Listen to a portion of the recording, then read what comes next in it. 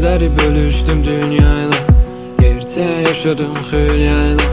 Zərbələr gəldi bir yandan, amma heç vaxt keçmədim üsyandan.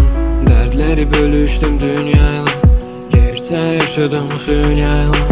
Zərbələr gəldi bir yandan, amma heç vaxt keçmədim üsyandan. Məni anla, dünya amansız, insan vəfasız.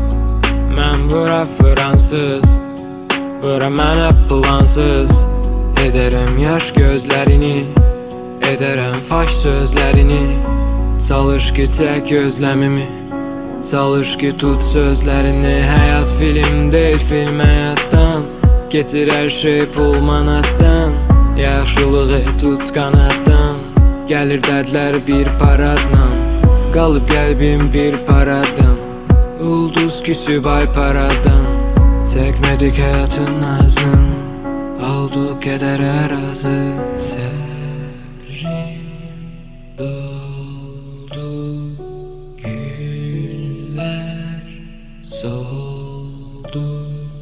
Bu gəl yara, bu gəl yar. Dərdləri bölüşdüm dünyayla, gerçək yaşadım xülyayla. Zərbələr gəldi bir yandan, amma heç vaxt keçmədim üsyandan. Dərdləri bölüşdüm dünyayla, gerçək yaşadım xülyayla. Zərbələr gəldi bir yandan, amma heç vaxt keçmədim üsyandan.